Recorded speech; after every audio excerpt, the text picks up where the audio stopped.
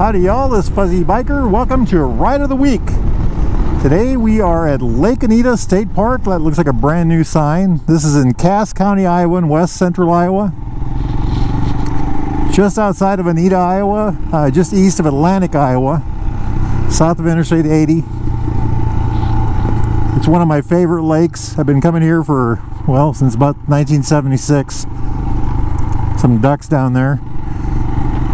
I did a lot of improvements to this in the last few years.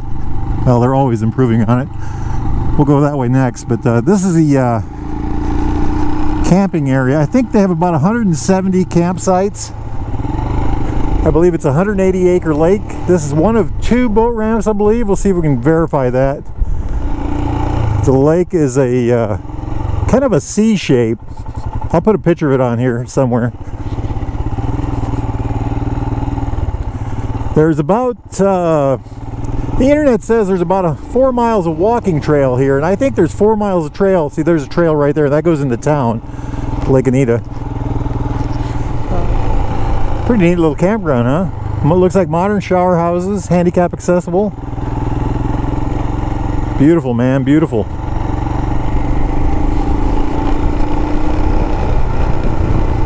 Let's go the long way. Wahoo! Look at all this brush. Okay, this is kind of a good overview of the lake here. So to the left, that's where we came in. It comes over this way. That's the dam over yonder. And then that's another fork over there. And that kind of forks off into 2 things over there. And like I said, I'll try to put a picture of a map of this here, right here somewhere. There's really a lot going on the other side of the lake. We'll go check that out here in a second. Beautiful day for a ride. Beautiful day for a ride. I've come through here before and seen 30-40 deer right through this area. Wouldn't you love to have this in your backyard? That's the direction we came in from, over yonder. Ranger's house right there. Isn't that neat? Kind of a little headwater right there. Beautiful, beautiful. I've come down here too and seen deer actually in the water. They come into the edge and they eat the moss. Lovely. What a great day for a ride. Life is good when you can get on a motorcycle and enjoy the trails. See right here, nature trails it says. The bicycle trail comes out here, joins the road right here for a bit. There's a little parking spot there. It's a little silt pond there. This is a lake on our right. Anyway, you cross this little spot here. Isn't that pretty? And then the bicycle trail picks back up right over here on the right. I was walking this one day, and up through here I spotted a hawk of some sort flying through the inside of a tree along the trunk, up and down, chasing a squirrel. I was just absolutely amazed. And I had my GoPro on me. I turned it on, but of course it didn't pick up. It was too far away. But just an amazing thing to see. I'd never seen that before. The squirrel got away, by the way. What a beautiful park. Lake Anita State Park. Here's more of that bicycle trail again. So this is another one of the fingers. Remember I said there was 2 fingers up on this side. Bicycle trail comes out here. See, that's hard surface. Crosses this area. Again, another silt pond on our left. Look at the geese out there. Geese and ducks.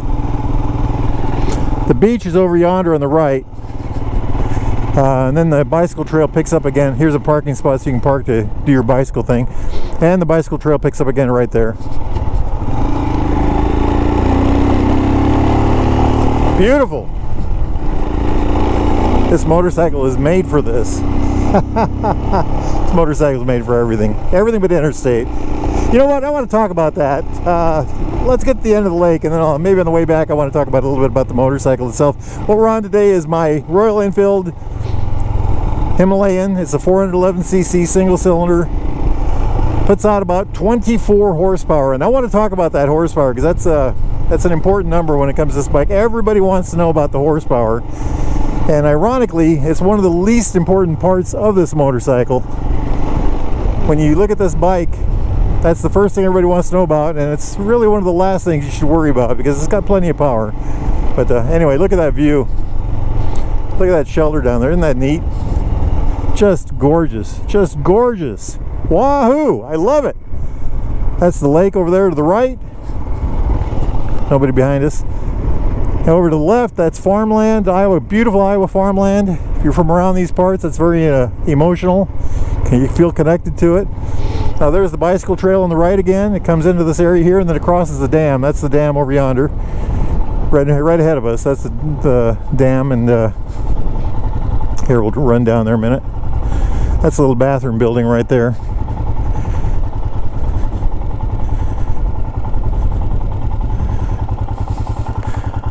So we came in from way over yonder. We drove through that campground area over yonder, over there. There's a guy walking his dog over there. Well, you guys won't be able to see that. This is the dam. We drove over that way, around over the lake. So the lake comes up this way, goes over that way, and then it fingers off in two directions over there. And we saw all that. The beach is directly across over here. Here, we'll get over here and face it. I know you can see that green and white building over there. That's the parking lot of the beach. The beach is down below that. Look, there's whitecaps on the water today, just a little bit. Isn't this just pretty? The town of Anita is over yonder. You can maybe make out the water tower over there. Some windmills. What a beautiful day to be out here. Oh, and I was going to sit at home and watch TV. Can you imagine that? This trail is one of the best walking trails, riding bicycle trails too, as far as that goes. It's just a beautiful thing. This is one of the most, it's just a gorgeous park, my friends. If you get a chance to get out here, do it. I've seen a lot of great wildlife out here. It's in a rural part of rural Iowa. How's that sound? A rural part of rural Iowa. You know, the rural of the rural. Alrighty, let's keep rolling. Head back the way we came.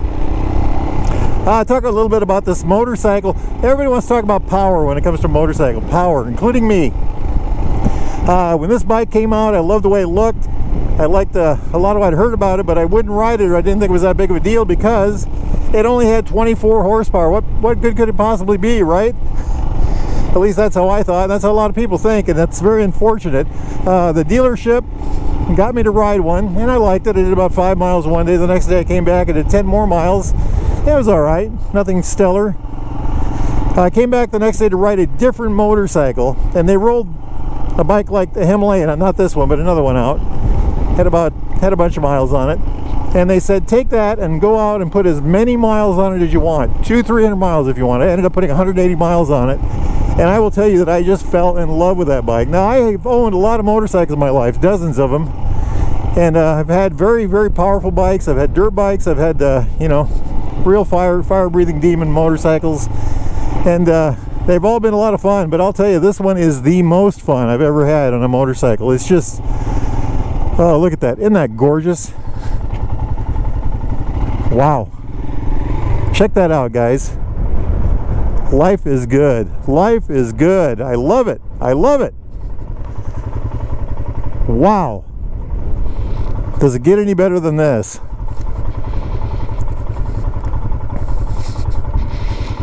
You can see the bicycle trail over yonder. You can see the two, you know, the split of the two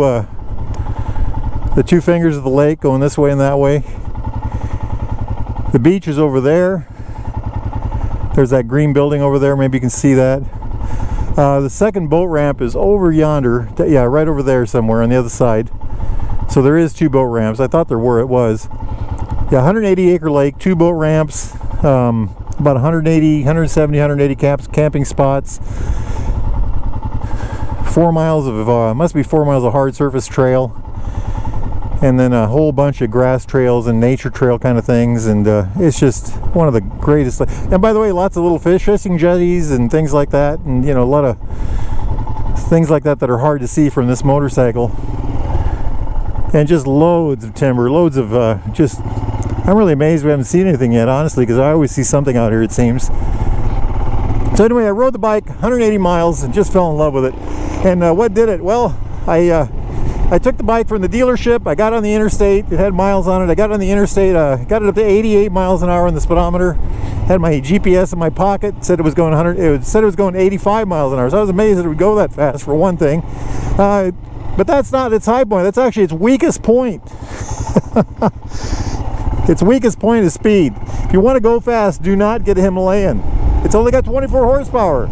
So I got out there in the Loess Hills area, and I got myself on some gravel. And I grew up on gravel. I rode a lot of gravel as a kid, and I just fell in love with the whole motorcycle. I mean, it performed. It's got a 58-inch wheelbase. It's incredibly stable. It's got that beautiful 21-inch front tire, and the motor with that magical 24 horsepower has just about 24 foot-pounds of torque as well. Maybe it has more than that, or right around. And it's all comes in very low, you know, so the motor has plenty of torque all the time. And hey, you see the geese out there? Well, anyway, so it had loads of torque from the side. The very easy to use clutch, very stable motorcycle. It loves the gravel. If you were to design a motorcycle for Iowa gravel and dirt, this is what you'd come up with. This is exactly what you'd come up with. And as far as speed goes, let's see what we got here. Hey, that's a bald eagle that had it. Oh, you guys won't be able to make it out, but there's a bald eagle over yonder. That's probably where that car is stopped there. You're looking at it. If you were to design a motorcycle for Iowa gravel, dirt and gravel roads, this is exactly what you'd come up with. And the amount of power that it has means that it's you know, it's just about right. You know, Iowa gravel, you really don't want to go more than 70, 75, and this bike will do that all day long. And ironically, and I said this in one of my other videos or a couple of other videos, I probably drive this thing faster on gravel than I do on pavement because my bad. You know, there's no policing to worry about, or less of it out there. But anyway, so it's a great bike in that sense. It is low powered. It's not quick. It's got enough power to do the job, but it's not fast. If you're right, you know, if you want to buy one of these to go fast, you're out of luck. It's very stable, which is also another way to say that its handling is kind of slow, sluggish almost. Not sluggish, but slow. But that also means that it's predictable, and it's, you know, you're able to... I love riding this on mud roads, and when you get on mud, you do a lot of this thing, you know. You're kind of balancing on it. It's like riding a motorcycle on a greased up ball. You just kind of balance yourself, and this bike does that very well because it's so stable, you know. As a matter of fact, when I start doing that, I start having fun, and I actually get myself off those roads because I know, you know, you can't win at that game forever, not at my age anyway. So anyway, very, very, very good power. Very good power. So does it need more power? Well, I've never owned a motorcycle that couldn't benefit from another 5 or 10 horsepower. Ask anybody, they'll tell you, sure, I'll take another, you know, more power. So yeah, I could use more power. What are the ways to do that? There's a couple ways. One is a DNA filter and a new exhaust pipe. That's fine. I ride a lot of gravel. I don't want to put a filter that lets in more air because that might let in more dirt. I don't want a different exhaust pipe because I don't want the motor to be loud. I love a good sounding motorcycle. I love a good sounding pipe. But there's more of that deer trail stuff right there. Can you see that? But I don't want to, you know, I don't want to sit in a motorcycle for 8 hours and have to listen to it. So I like a bike that's not, you know, screaming in my ear. Isn't this gorgeous? Just gorgeous. I'm really amazed that we're not seeing any deer, because it's one of the traits of this park. There's always, you almost always see deer. So anyways, if I don't do that, what are your other options? Well, there's a tech cam option, and I've ridden a couple motorcycles with that. And that's it's a $200 or $300 item.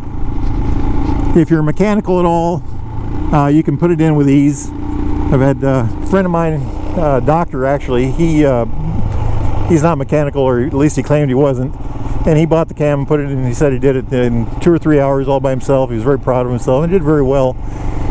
And so it's something that can go in easily, and it's supposed to give an extra 20%, an extra 5 horsepower. I don't know if it does or not. One of the things about a cam, doing just a cam, is you're not increasing compression, you're not increasing cylinder volume. You are increasing the mixture, hopefully, in the cylinder, but by not increasing compression or not increasing displacement, you're not really increasing much pressure on the bottom of the engine, on the bottom end. I suppose you are a little bit, but not like you would if you increase compression or other things. Hey, look at that. That's funny. That was cool. Did you guys see that? I wonder how fast he was going. Neat. Well, anyway, so it's almost kind of a safe way to gain power. You know, it put a little more stress on the bike, but not much. The bikes I've rode with those cams, what I found is, so one of the benefits of this bike is it has a very controllable range of power because it is such a low power bike. You know, you don't need electronics to control it. What I found with a cam is it actually increased that power range, the controllability. It seemed like it made the throttle wider, you had it was less anemic of a motorcycle, more powerful. So would I get a cam? I'm thinking about it. One of the reasons I haven't done it yet, one is my bike is still on warranty and I don't want to change that. Two is I don't know that I need it. Now I'd like it, of course. We all would like, you know, like I said earlier, everybody wants 5 more horsepower, right? So, you know, I might have one coming. I'm up in the air on it. How's that sound? I'm up in the air on it. If I do a cam, would I do a filter and a pipe at the same time? And that would be a logical thing to do, wouldn't it? You know, if you're going to increase the power, do it all at once. Instead of spending, you know, $300, go ahead and spend a couple $100 more and get the whole package, right? Makes sense to me. Probably not. Why? I don't want more dirt in my engine from an air filter that lets more air in, and I want more power in the mid-range, and I don't think an air filter would help the mid-range as much. I think it'd help the top and the wide open, you know, but I think the mid-range would be fine. And then I don't want the loudness of a pipe. Now if my pipe starts wearing out, I'm kicking it back here like you can see it, but you can't.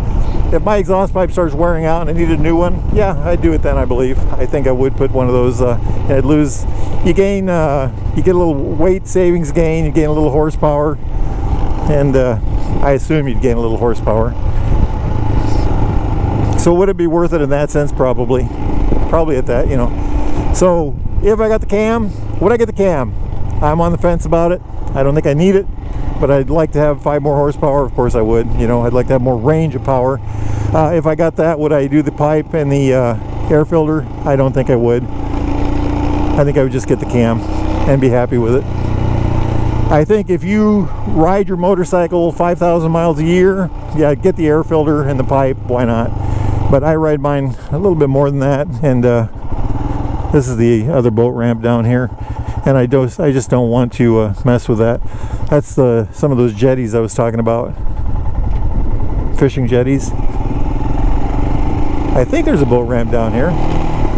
Maybe I'm in the wrong spot. Yeah, there it is, boat ramp. Motor boats shall not exceed 5 miles per hour. No parking anytime. Look at that boat ramp. Wahoo. Hey, let's get a picture, huh? What do you think of that? What would be a good shot? We don't have any sun right now. Let's try it right here. Try to get a little bit of lake in the background. The Hot Rod Himalayan. Oh, look at that cloud. Isn't that cool? Can you all see that? I like it. Let's try it like this. Wow, that is dramatic. How dramatic is that? Let's see, how far are we into our ride?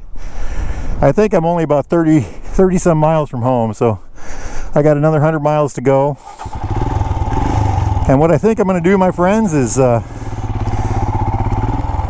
turn off this camera, go enjoy the rest of this beautiful park, and go see what else I can find on the road.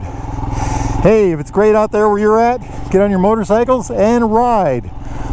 Wahoo!